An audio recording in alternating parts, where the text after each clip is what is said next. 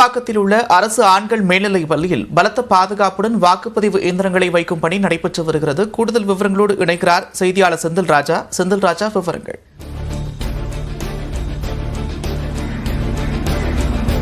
நந்தா, நாம் தற்போது நுங்கம்பாக்கத்தில் இருக்கக்கூடிய அரசு ஆண்கள் மேல்நிலைப் பள்ளியில் இருக்கிறோம். இது மத்திய சென்னை நாடாளுமன்ற தொகுதிக்குட்பட்ட பகுதியில் வருகிறது. இங்கு போட்டியிடக்கூடிய வேட்பாளர்களை பட்டியல்கள் சேகரிக்கும் பணிகள் நடைபெற்று வருகின்றன. குறிப்பாக இந்த வாக்கு இயந்திரங்கள் எடுத்து வரப்பட்டு, குறிப்பாக காவல்துறை அதிகாரிகளுடைய பாதுகாப்பு மூலமாக எடுத்து வரப்பட்டு, துப்பாக்கி ஏந்திய காவல்துறையினருடைய பாதுகாப்பின் மூலமாக எடுத்து வரப்பட்டு இந்த வாக்குச்சாவடியில் வைக்கும் பணி, அந்த இயந்திரங்களை வைக்கும் பணி நடைபெற்று வருகிறது. குறிப்பாக இந்த பள்ளியில் 7 சாவடிகள் அமைக்கப்பட்டிருக்கின்றன. அதற்கான இயந்திரங்கள் மின்னணு வாக்கு பதிவு இயந்திரங்கள் கொண்டு வரப்பட்டிருக்கின்றன.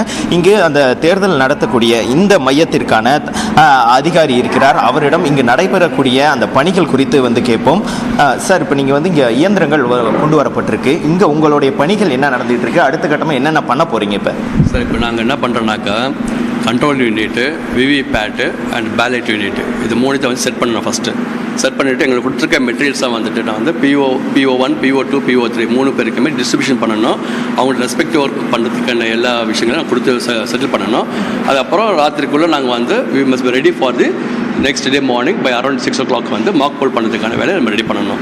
சார், இப்போ இங்கே வாக்கு 7 இடங்கள் இருக்குதுன்னு சொல்லியிருக்கீங்க, 7 பூத் இருக்குது அப்படின்னு சொல்லியிருக்கீங்க. அதுக்கு தேவையான இயந்திரங்கள் எல்லாமே வந்திருக்கும். அது மட்டும் இல்லாமல் இப்போ ஏதாவது ஒரு கோளாறு நாளைக்கு தற்செயலாக நடக்குது அப்படின்னா அதுக்கான இயந்திரம் இப்பயே வந்துடுச்சா, இல்லை நாளைக்கு தான் அதுக்கான ஏற்பாடுகள் பண்ணுவீங்களா? அதாவது இப்போ எங்களுக்கு கொடுத்த மிஷின்ஸ் ரெடியாக தான் எல்லாம் பக்காவாக கொடுத்துருக்காங்க. நாளைக்கு மார்க் போல் நடக்கும் போதோ இல்லை அதன் பிறகு ரெகுலர் ஓட்டு நடக்கும் போதோ ஏதாவது 3 மிஷினில் விவிபேட்டோ இல்லை கண்ட்ரோல் யூனிட்டோ இல்லை பேலட் யூனிட்டோ ஏதாவது ஒன்று ப்ராப்ளம் ஆச்சுன்னா உடனே அவங்க இன்ஃபார்ம் பண்ணி ஜோனல் ஆஃபீஸருக்கு இன்ஃபார்ம் பண்ணுவோம். அவங்க ரீப்ளேஸ் பண்ணுவாங்க. அது இப்போ வாக்காளர்கள் வராங்க. நாளைக்கு வெயில் இப்போ கடுமையாக இருக்குது. என்னென்ன வசதிகள் பண்ணியிருக்காங்க, நீங்கள் பண்ணியிருக்கீங்க? உங்களுக்கு என்ன இன்ஸ்ட்ரக்ஷன் கொடுத்துருக்காங்க வாக்காளர்களுக்கு? இதெல்லாம் பண்ணி கொடுக்கணும் அப்படின்னு என்னென்னலாம் கொடுத்துருக்காங்க? வாக்காளர் அவங்க லைனில் நிற்பாங்க. ஆக்சுவலாக இது ஆல் ஓட்டர்ஸ் ஏவி ஆண் பெண் 2 பேர் சேர்ந்த வரிசையாக நிற்பாங்க. அவங்க உள்ளே வரும்போது ஒவ்வொருத்தராக வர முடியும். ஸோ அதுக்கான வரிசை அவங்களே ஏற்படுத்திப்பாங்க. வெளியே ஒரு போலீஸ் நிற்பாங்க. அவங்க வரிசைப்படுத்தி கொடுப்பாங்க, ஹெல்ப் பண்ணுவாங்க. நாங்கள் உள்ள ஒவ்வொருத்தராக வர வச்சுட்டு அவங்கள ஓட்டு போட வைப்போம்.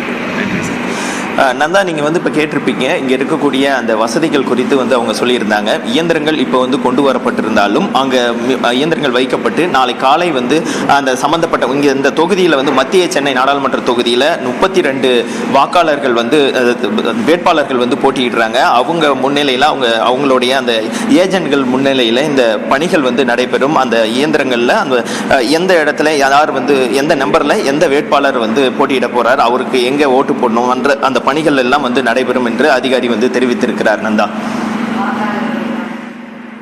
நன்றி செந்தில் ராஜா, விரிவான விவரங்களுக்கு.